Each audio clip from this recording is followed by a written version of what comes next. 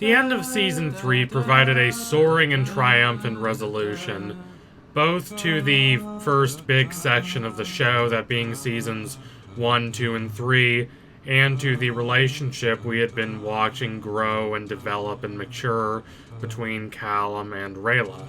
It makes sense that the show ends its third season on such a triumphant note, considering that the show had not been renewed for a fourth season at that point, and the creators wanted to be sure that if this was the last Dragon Prince they got to show on Netflix, that it was a satisfying and cathartic last episode. And for the most part it was. I do think things wrapped up a little too quickly, and the battle was a little chaotic for my tastes. But it did wrap up the different ideas and plot threads and tensions that had been developing and bubbling for the last couple seasons. I think it's about as good as the show could have done, considering the circumstances it was under in terms of not having a guaranteed Season 4.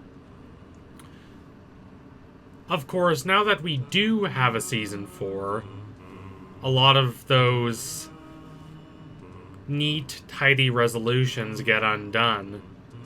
There is apparent peace between the elves and the humans, but there are a lot of conflicts and tensions to be dealt with. There's a lot of instability and uncertainty.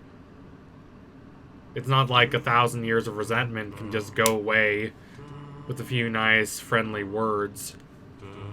Overall, the show has demonstrated a major desire to fray and destabilize the concise conclusions of Season 3, and nowhere is this clearer than in the case of the relationship between Callum and Rayla. At the end of Season 3, the relationship was a grandiose triumph. It was, though not really sentimentalist, it was still romantic. It was still bombastic and operatic. There was real pathos in watching these two move past all their self-doubt, all their existential despair, and finally be willing to connect with each other. Callum is a socially awkward and guilt-stricken teenager who has no real sense of identity or orientation after the death of his surrogate father, King Harrow, and he still is left to deal with this inferiority complex that innately comes with being the older brother to the king, not in line for the throne because you are not the king's biological son. That's a lot of disorienting, disquieting unease to try and work through. That's a real crisis of being. And yet, between Callum and Rayla, Callum is the one with less problems.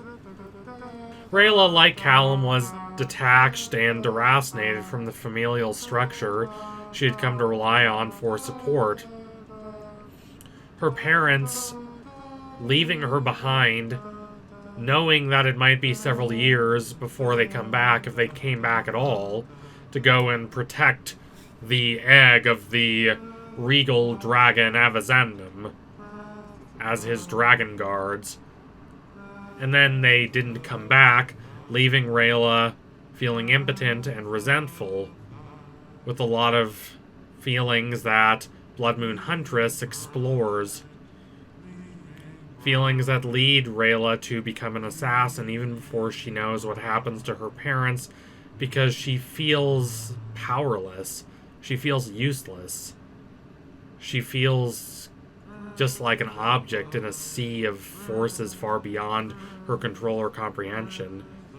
She comes to view being an assassin as good and just, a way of performing the duties she feels to elvenkind and to her family unit, not just her biological parents, but also Runan and Athari, who do a lot to raise her. And yet she doesn't want to be an assassin. She is hopeful and optimistic, even winsome. After all she's endured, she still hopes for the best. and she, while willing to get into a few scraps, does not want to kill anyone. And she is left with a radical divide between the ideals that she purports to have and her actual reactions, beliefs, and impulses. Her worldview is at odds with her actual feelings. She is too kind and too tender-hearted for this job, despite how tough and callous she tries to act, leaving her with a whole mess of existential malaise and ennui that she does not know how to deal with. And yet, both she and Callum manage to rise above their doubts, above their anxieties, above their levels of uncertainty and mistrust and basic existential fragmentation. They come to love each other. They come to be there for each other, to be willing to support each other despite the adverse circumstances that they confront. They don't really know what they believe, but they feel a sense of safety and serenity when they're with each other that is strong enough to give them solace and succor despite the violently tenuous world in which they live. That is until Rayla decides to leave, and she doesn't come back. I was shocked when I saw Rayla leave and through the moon, and it really demonstrates that despite her growth, Rayla is still dealing with all the conflicts raging inside her psyche, still dealing with the gap between all these purported ideals of duty and responsibility and protecting others and what is actually best for her and her relationships with other people. But I didn't think she'd be gone for 2 years. I thought she'd be back eventually, or that Callum would find her, but this doesn't come to pass. I doubt Rayla could explain why she feels the need to hunt Viren alone to Callum.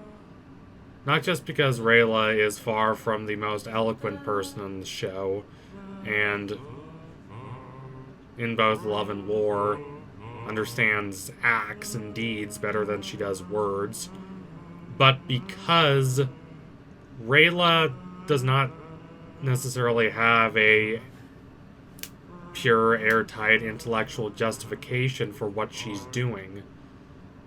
For her, it is simply what needs to be done. It is instinctual. It's almost primal in her.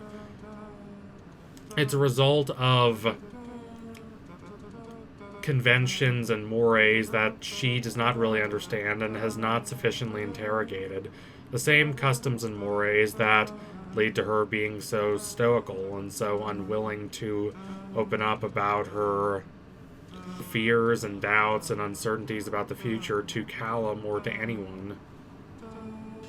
Rayla is devoted above all else to this sense of duty and honor. It is abstract. It is non-negotiable.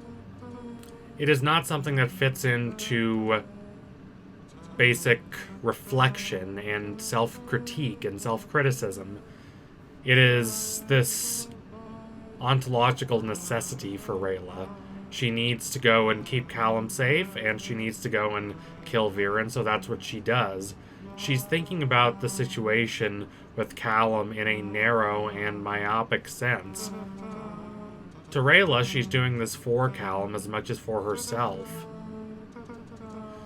But she is breaking Callum's heart and risking the permanent dissolution of a relationship that has been mutually beneficial to both Callum and Rayla.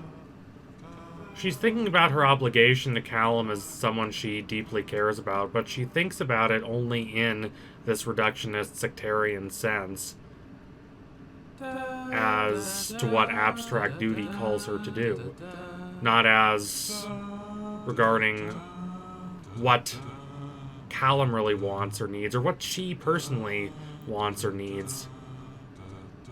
She's not really looking at this relationship as a connection between two people trying to do what's best for them both, but as something dominated by these abstract precepts and principles. Rayla's choice is heartbreaking because it causes her to leave behind Callum and make both their lives worse, but that's not what makes it morally wrong. Sometimes the heartbreaking choice is one that can be morally justified. Rayla's choice is wrong because she's not really acting from any organic, internally derived values and ideals. To phrase it more bluntly, she's not being true to herself.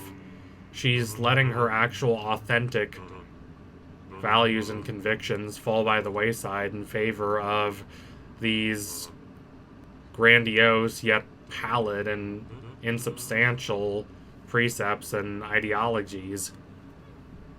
As Mill and Jung discuss, if we just commit ourselves to these abstract moral codes without any amount of critique or doubt or uncertainty or being willing to entertain other perspectives, those codes, which might not be innately bad in of themselves, calcify into dogma.